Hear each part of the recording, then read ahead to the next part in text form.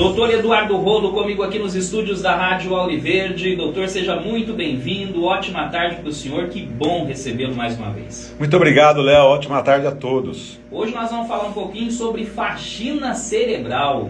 Doutor, muita gente não sabe como que funciona uma verdadeira faxina cerebral. O que acontece no nosso organismo durante a noite e que ajuda a eliminar toxinas e proteger contra doenças como a demência, por exemplo, doutor? Léo, dormir bem, essa é a resposta. Eu na verdade, o que você está chamando de faxina cerebral... Eu dei uma lida na pauta a hora que eu cheguei aqui, acabei de chegar, cheguei meio atrasado. A Gabi preparou um negócio aí pesadíssimo, viu? Não foi... Não é simples. Eu dou uma sugestão. Olha, vamos falar de limpeza do cérebro relacionado ao sono. Ela preparou um negócio bastante complexo, até as perguntas dela. Vamos tentar trazer assim numa linguagem mais adequada ao público, né? Então, assim, o que se chama de faxina ou de... Porque no inglês a tradução é essa mesmo, né? É faxinar o cérebro por meio do sono. Talvez, muito provavelmente, a principal função do sono seja essa faxina cerebral enquanto você está dormindo. Isso ocorre de acordo com os estudos, não são muito antigos esses estudos, que vieram corroborar ou confirmar, pelo menos indicar, que a função principal do sono é realmente essa limpeza e essa faxina cerebral que ocorre quando a gente vai dormir. Então a natureza criou o sono, entre outras funções, talvez a principal delas seja essa limpeza cerebral. Então, Léo, o que a ciência vem mostrando? Isso não é muito antigo, é de 2013, 2014 e 2015 para cá, de 2012 para cá. 2012, 2013, neurocientistas descobriram algo que não se sabia que existia no cérebro, ou seja, tem pouco mais de 10 anos isso. Descobriu-se no cérebro um sistema linfático, o mesmo sistema linfático que a gente conhece no corpo todo, a linfa, né, que ela é como se fosse o carrinho lixeiro passando nas ruas e recolhendo o lixo que nós deixamos no nosso dia a dia, né? Aquilo que nós usamos, os carros, os lixeiros vão passando nas ruas e vão fazendo esse recolhimento daquilo que é descartado. E isso ocorre no corpo humano por meio da linfa. Tem os gânglios linfáticos, né? E tem todo esse sistema linfático para fazer a faxina daquilo que não é bem utilizado, aquilo que é descartado, aquilo que é degradado, de células que morrem, proteínas degradadas, etc. E aí ocorre o processo de limpeza intersticial, de limpeza dos tecidos e do líquido que banha o interstício celular, etc. Isso já é sabido, todo mundo, um infarto ganglionar, né? Aquela coisa, aquela íngua, né? Então esse é o sistema linfático. Não se conhecia isso no cérebro. E a partir de 2012, 2013, os artigos começaram a mostrar que existe esse sistema também de limpeza, de faxina no cérebro. E no cérebro o sistema é chamado de sistema glinfágico, porque por causa das células da glia, que são células que suportam os neurônios, e descobriu-se que essas células da glia, na verdade, elas comandam, elas fazem uma rede de comunicações, formando então o sistema glinfágico, que se equipara ao sistema linfático do resto do corpo. E com isso, estudos de ressonância magnética funcional, estudos de imagem no cérebro, vem mostrando em modelos animais, é verdade, muitos deles em modelos animais, que esse sistema glinfático teria, portanto, uma função de limpar ou faxinar o cérebro. Então é basicamente isso. A sua pergunta tem que estar relacionada, então, ao sono, e para que esse sistema faça bem o seu papel, é preciso saber é preciso, não necessariamente apenas saber, mas é preciso dormir bem. Sim. Agora, doutor, estudos indicam que dormir de lado, especialmente do lado esquerdo, podem favorecer essa limpeza cerebral. Existe mesmo uma posição correta para dormir ou não? Então, a partir desse momento da descoberta desse sistema linfágico, desses canaizinhos, né, que formam a limpeza, modelos animais também vêm mostrando, o primeiro artigo após a descoberta desse sistema, se eu não me engano é de 2015, esses artigos vêm mostrando que esse sistema funciona melhor a partir do momento que, em modelos animais, mas muito do que a gente fala em ciência é em modelos animais, principalmente ciência muito avançada, né? Funciona melhor quando se dorme, por analogia, para os humanos, se dorme com o corpo virado para o lado esquerdo, né? E com isso, então, existe a analogia de se indicar dormir para o corpo virado do lado esquerdo. Porém, veja, Léo, isso provavelmente é bastante interessante e positivo, mas o mais importante do que essa posição de dormir, que seria do lado com o corpo voltado para o lado esquerdo, não para o lado direito, e nem de decúbito, nem de barriga para cima, nem de barriga para baixo. Então seria de lado, se fosse um pouco de barriga para baixo, para o lado esquerdo. Porém, o mais importante é dormir bem, né? E a gente pode avançar no que significa dormir bem. Muito melhor é dormir de qualquer lado e bem, né? Mas, talvez, pensando numa proteção de longevidade do cérebro, desse órgão fundamental, a partir dos 30, 40 anos, talvez a gente não tenha muito a atenção para uma longevidade cerebral, mas talvez a partir dos 60 anos esse posicionamento para o lado direito seja uma questão que começa a ser mais válida e mais significativa para uma proteção do envelhecer, para uma proteção de uma longevidade em saúde geral e, inclusive, em saúde de faxina do cérebro, protegendo esse cérebro de um envelhecimento mais precoce contra doenças neurodegenerativas. Porque se você não faxinar bem o cérebro, o acúmulo de determinadas substâncias, proteínas no cérebro pode gerar um envelhecimento, um endurecimento do cérebro, um envelhecimento antes do tempo. Agora, doutor, quando a gente fala de apneia do sono, ela atrapalha nessa regeneração do cérebro? Quais são os sinais de alerta que o ouvinte deve ter para saber se tem ou não a apneia do sono? Bom, o sinal de alerta da apneia do sono clássica é o ronco.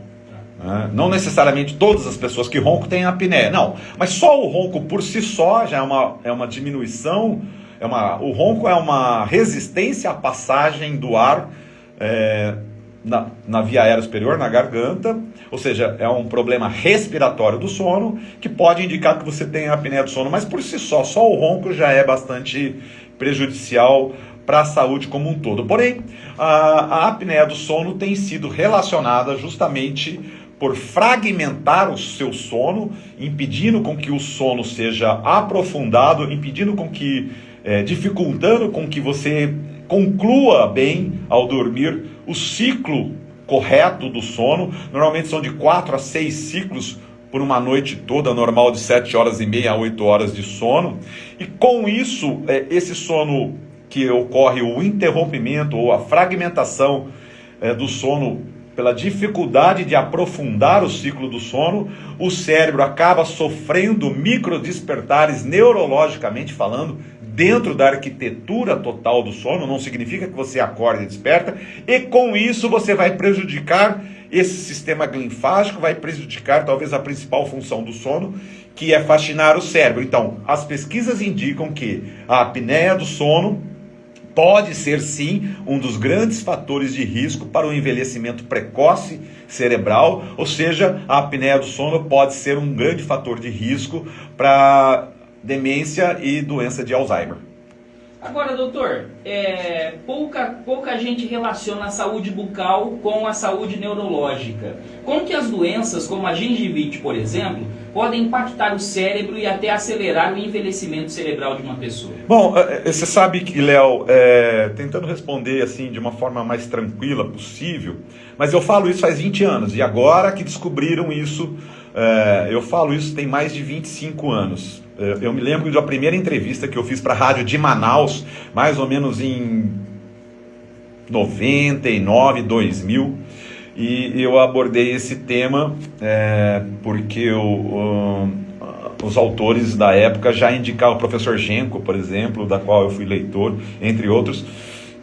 A gengivite, ela é bactéria, basicamente é bactéria, né, e suas toxinas que circulam, caem na corrente circulatória, e também você deglute também produtos da degradação celular da gengiva e do periodonto, osso, ligamento e gengiva, e com isso você pode, e também essas bactérias caindo no trato gastro e intestinal, pode gerar, ou vice-versa também pode ser, a piora da gengivite por problemas gastrointestinais. Então hoje em dia existe o conceito de intestino-boca, né? Ou seja, disbiose intestino-boca. Que seria uma disbiose? Seria uma alteração da flora bacteriana normal, piorando então, portanto, essa flora, fazendo com que essa flora bacteriana, que a flora normal, ela é protetora, ela é ajuda. Por exemplo, no caso da produção de óxido nítrico por bactérias bucais boas, que ajudam na regulação da pressão arterial, por exemplo, e isso favorece a saúde cardiovascular. Mas ocorrendo essa desbiose, a alteração, então, por uma proliferação de bactérias ruins, por meio da relação de intestino, e aí a gente pode imaginar que esse intestino se alterou por vários problemas, inclusive as infecções bucais, ou até mesmo por uma sensibilidade aumentada individual das pessoas por determinados alimentos. E aí a gente pode entrar, por exemplo, na questão da sensibilidade que as pessoas têm a determinados tipos de alimento. Eu não vou me aprofundar agora nisso. Mas essa alteração no intestino pode gerar uma sinalização para o cérebro e com isso causar problemas neurológicos e favorecer, por exemplo, ao aparecimento de doenças precoces. Se você somar isso, que a pessoa já tem a gengivite, a situação piora mais. Eu advogo que muitas vezes não é o intestino que causa a desbiose bucal, mas é muito mais provável, e aí eu vou puxar a brasa para minha sardinha, me desculpe os gurus aí, porque eu já falo isso faz mais de 20 anos, a gengivite que causa desbiose gastrointestinal, provavelmente a desbiose intestinal. Então, o correto seria pensar numa desbiose de uma relação do eixo boca-intestino, e muito dos neurotransmissores que são importantes para a sinalização cerebral são produzidas no intestino, e esses neurotransmissores produzidos no intestino podem estar alterados, e aí é o conceito da desbiose. Então, o eixo boca-intestino, cérebro alterado por causa de gengivite. Com essa alteração, nós temos então um quadro muito mais indicativo de uma possibilidade maior de um envelhecimento precoce do cérebro. Então, assim, se além disso tudo nós tivermos um distúrbio do sono também associado à gengivite, como a apneia do sono, nós temos uma bomba relógio para causar, por exemplo, um AVC no cérebro, sim, mas às vezes uma doença mais significativamente no sentido conceitual de cronicidade, que seria uma demência ou até um caso de doença de Alzheimer, que é um dos tipos de demência advindo dessa alteração desbiótica do eixo boca-intestino-cérebro. Agora, doutor, para a gente finalizar, quais os cuidados práticos que tanto para o sono quanto também para a saúde bucal as pessoas devem garantir para essa faxina noturna? Ou seja, quais os cuidados e também práticas que elas devem fazer próximo ao horário do sono para ter essa faxina cerebral, doutor? Olha, próximo ao horário do sono seria você evitar atividades intelectuais ou físicas intensas, pelo menos 3 horas antes de você dormir, para dar tempo, porque, por exemplo, uma atividade intelectual estressante, ou uma atividade física que estressa o corpo todo no sentido de se cansar, isso eleva o cortisol.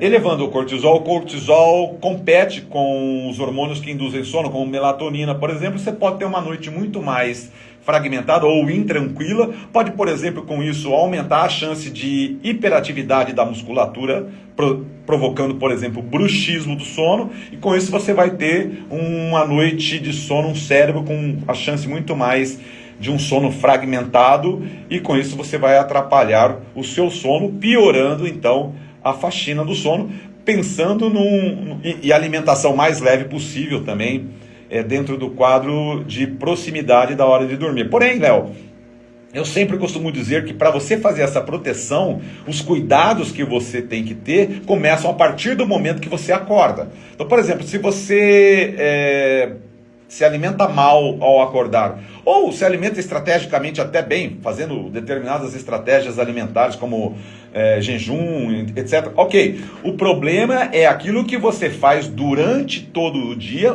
como você faz para se preparar para ir dormir. É o que a gente chama de higiene terapia do sono.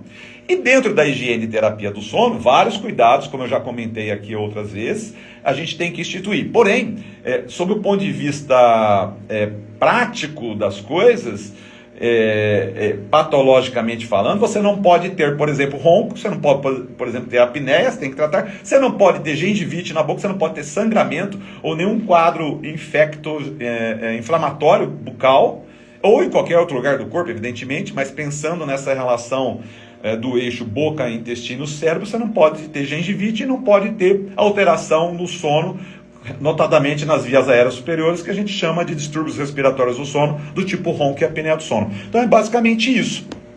Maravilha, doutor Eduardo Rolo. As pessoas que quiserem encontrá-lo através das redes sociais, ter mais dicas como essa, como devem fazer, doutor? Olha, eu uso o Instagram e YouTube também, que é o @dr.eduardorolo, com 2 L's. Um abraço para o senhor e até a semana que vem. Valeu, Léo. Muito obrigado. Um abraço a todos.